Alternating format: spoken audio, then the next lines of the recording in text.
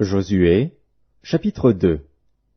Josué, fils de Nun, fit partir secrètement de Sittim 2 espions, en leur disant, « Allez, examinez le pays, et en particulier Jéricho. » Ils partirent, et ils arrivèrent dans la maison d'une prostituée, qui se nommait Rahab, et ils y couchèrent.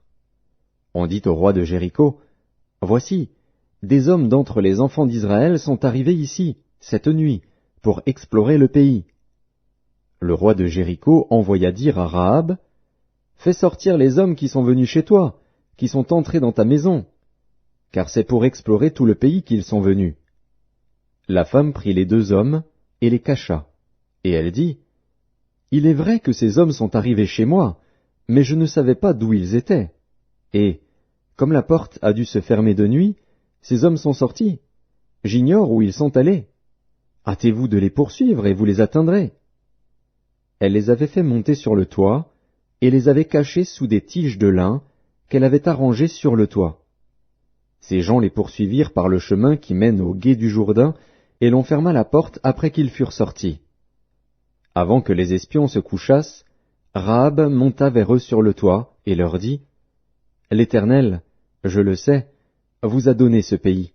La terreur que vous inspirez nous a saisis, et tous les habitants du pays tremblent devant vous. Car nous avons appris comment, à votre sortie d'Égypte, l'Éternel a mis à sec devant vous les eaux de la mer Rouge, et comment vous avez traité les 2 rois des Amoréens au-delà du Jourdain, Sihon et Og, que vous avez dévoués par interdit. Nous l'avons appris, et nous avons perdu courage, et tous nos esprits sont abattus à votre aspect, car c'est l'Éternel, votre Dieu, qui est Dieu en haut dans les cieux et en bas sur la terre. Et maintenant, je vous prie, jurez-moi par l'Éternel que vous aurez pour la maison de mon père la même bonté que j'ai eue pour vous. Donnez-moi l'assurance que vous laisserez vivre mon père, ma mère, mes frères, mes sœurs, et tous ceux qui leur appartiennent, et que vous nous sauverez de la mort. » Ces hommes lui répondirent, « Nous sommes prêts à mourir pour vous, si vous ne divulguez pas ce qui nous concerne. Et quand l'Éternel nous donnera le pays, nous agirons envers toi avec bonté et fidélité. » Elle les fit descendre avec une corde par la fenêtre, car la maison qu'elle habitait était sur la muraille de la ville. Elle leur dit, « Allez du côté de la montagne, de peur que ceux qui vous poursuivent ne vous rencontrent. Cachez-vous là pendant 3 jours, jusqu'à ce qu'ils soient de retour.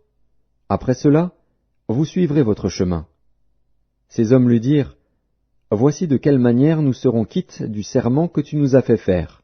À notre entrée dans le pays, attache ce cordon de fil cramoisi à la fenêtre par laquelle tu nous fais descendre, et recueille auprès de toi dans la maison de ton père, ta mère, tes frères, et toute la famille de ton père. Si quelqu'un d'eux sort de la porte de ta maison pour aller dehors, son sang retombera sur sa tête, et nous en serons innocents. Mais si on met la main sur l'un quelconque de ceux qui seront avec toi dans la maison, son sang retombera sur notre tête. Et si tu divulgues ce qui nous concerne, nous serons quittes du serment que tu nous as fait faire. » Elle répondit, « Qu'il en soit selon vos paroles. » Elle prit ainsi congé d'eux, et ils s'en allèrent. Et elle attacha le cordon de cramoisi à la fenêtre. Ils partirent, et arrivèrent à la montagne, où ils restèrent 3 jours, jusqu'à ce que ceux qui les poursuivaient fussent de retour. Ceux qui les poursuivaient les cherchèrent par tout le chemin, mais ils ne les trouvèrent pas. Les 2 hommes s'en retournèrent, descendirent de la montagne, et passèrent le Jourdain. Ils vinrent auprès de Josué, fils de Nun, et lui racontèrent tout ce qui leur était arrivé.